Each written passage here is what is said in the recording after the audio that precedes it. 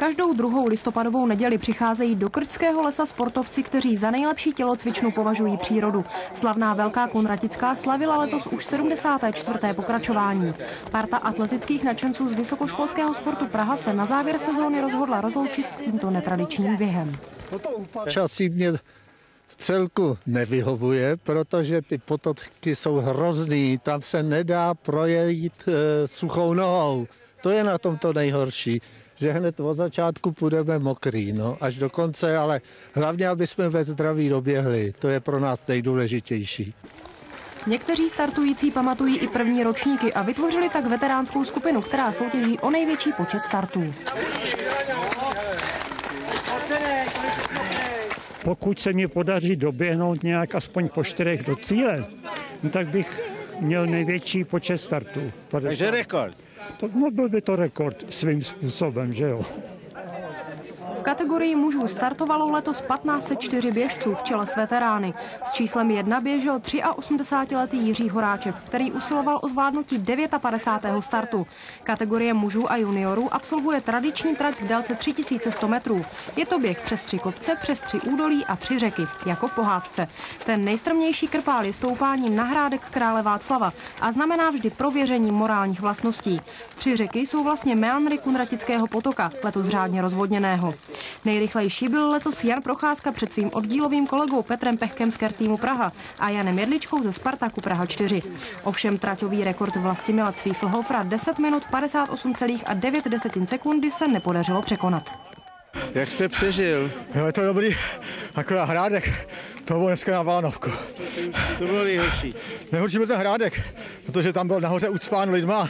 Jak se člověk nemohl chodit pro vazu, tak naprosto vůbec nešlo chodit. Protože je to vlastně kluzký, sypký a kamenitý. Takže to je voranice vlastně s kamenama a do kopce. No. Jinak ten seběh je nebezpečný. No, tam se musí pomalu teda. Co bylo nejhorší? Potoky, hodně vody tentokrát a bahno. A jinak ale to šlo zase po těch rovinkách, no a seběh po listí a se sněhem. Nejhorší ten seběh z Hrádku dolů. Ten byl nejhorší. Jo, dostat se na ten start. Na ten start přijít v takovémhle počasí. Jinak perfektní. Bezvadná trať. Za 48 let jsem jednou tady snad pamatuju sníh, ale to aspoň mrzlo. Tohle bylo hrozný, to bahno, běž do toho, hrůza. Ale mám to za sebou. Sice hrozně, ale... Díky. Odpojeneme a jdeme nahoru. Rozvodněných potoků se obávalo 267 žen a juniorek. Kolikátý start? První. A těšíte se na trať? Ano, do toho potoka. Ale já už startuju. Druhý.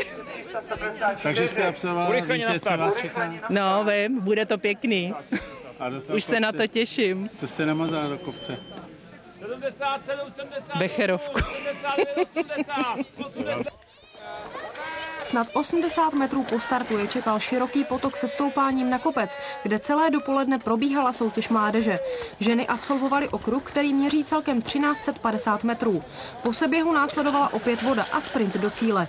Tato trať se pro ženy otevřela až v roce 1992 a nejrychleji ji v letošním ročníku přeběhla Ivana Sekirová ze Sokolova za 4 minuty 53,7 sekundy. Druhá byla čáslavská Petra Fousková před Mirkou Petroniukovou z Kovošrotu Praha.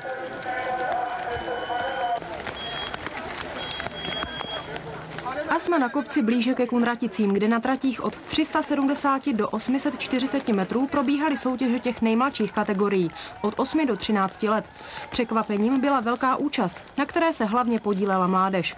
Proti loňskému roku přišlo jen o 100 startujících méně. Celkem startovalo 2495 sportovců a právě děti se nenechali zahambit. V dešti a blátě dokázali, že nejsou žádná ořezávátka.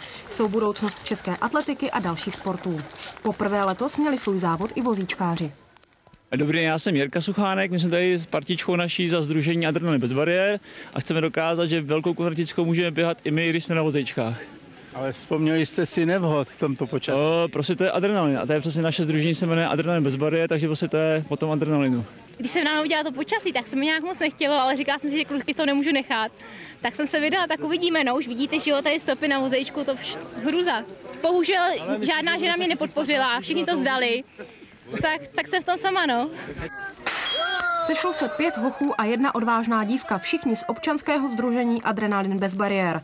Snahou bylo ukázat, že i na vozíku se dá zvládnout trať v délce 600 metrů. V tom strašném počasí, které změnilo cesty v močál a bahniště, to byl pro 6 odvážných opravdu adrenalin. Promoklí diváci a známí jim upřímně fandili a při pádech pomáhali.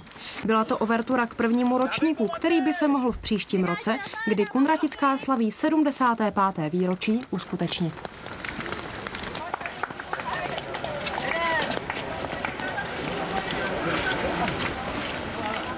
Myslíte si, že příští rok to budete opakovat?